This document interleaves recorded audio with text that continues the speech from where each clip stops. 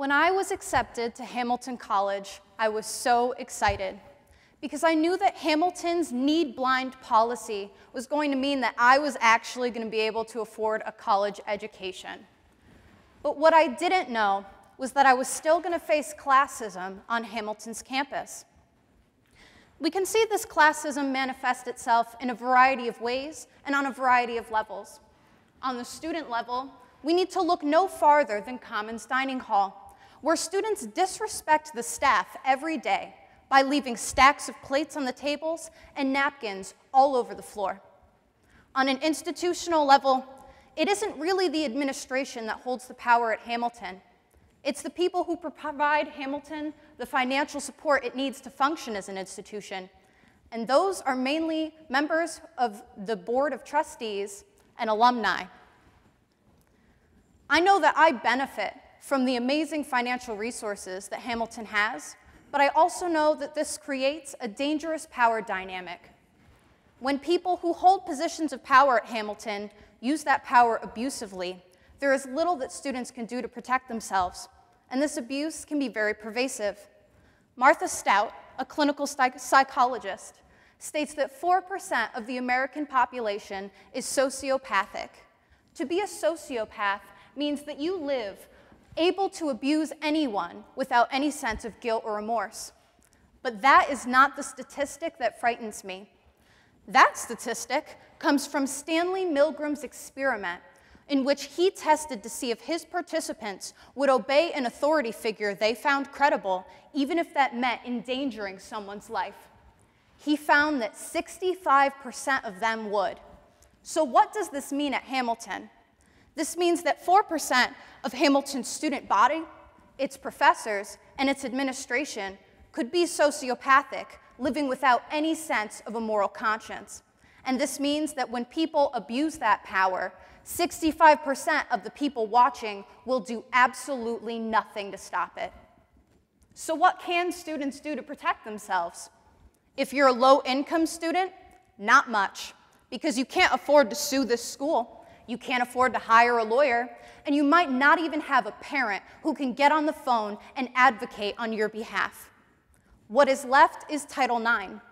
Title IX is an anti-discrimination policy that prohibits abuse in terms of harassment that violates a student's right to get an equal education in their learning, living, and professional environment.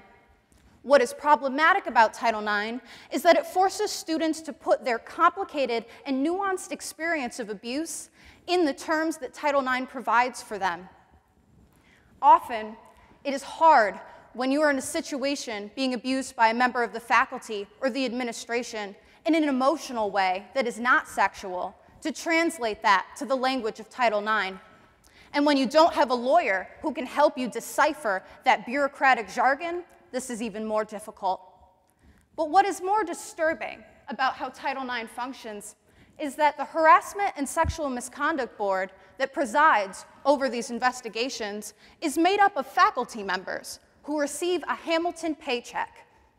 These are the people who have a direct stake in Hamilton's reputation to the outside world. And it doesn't look good if we have proof that sexual violence is happening on this campus. What also doesn't look good is that in 2014, a student filed a complaint with the Office of Civil Rights against Hamilton College on the grounds that Hamilton is not adequately implementing Title IX policy. That doesn't surprise me at all. In my personal life, I've been abused by many administrators and professors when I seek help because I am a low-income student and I don't have many resources to protect myself. This past semester, I was on medical leave for mental health reasons, and when I applied to come back to Hamilton for the spring, I was told that I could return on January 14th. The problem with that is that I am technically homeless, and Hamilton is my only permanent residence. I thought, well, if I bring this up to the administrators, they will tell me that I can return early for winter break and have housing, because they couldn't just leave me to rot on the street, right? No. I was told that this wouldn't be possible. The policy wouldn't allow it. And I was told that this decision wasn't personal. It wasn't personal that I had to find housing and food for weeks, that my physical survival was up in the air, that was not a personal decision. I've learned that being a Hamilton student is itself a crash course in psychological self-defense. I have had to learn how to protect my mind from an institution that cannot protect me from itself. And for students sitting here who know exactly what I'm talking about, I want to tell you that you're not alone. I want to tell you you're not crazy. Meredith Miller, a life coach who specializes in helping survivors of psychological abuse, states that there are two key factors to helping survivors protect themselves: self-trust and self-responsibility. Self-trust requires that you believe in your instincts when they tell you that something is wrong and you're being mistreated. Self-responsibility means that you empower yourself to take action, to remove yourself from an abusive situation, and to say no. But I don't think it's students that really need to hear those words the most. So administrators, faculty, alumni, members of the Board of Trustees, you need to have the self-trust required to know when you are being abused, to know when your students are being abused, to trust your students who come and ask you for help. You need to have the self-responsibility it takes to empower yourself and to stand up for students and to call out your colleagues when they're doing something wrong. We can't create a safe campus without you. We need your direct, personal involvement because it is very personal. We students sleep here, we eat here, we make our friends and our future here. This is very, very personal. We need you to become personally involved in ensuring that Hamilton is a place where protection from abuse is a right for everyone and not a privilege.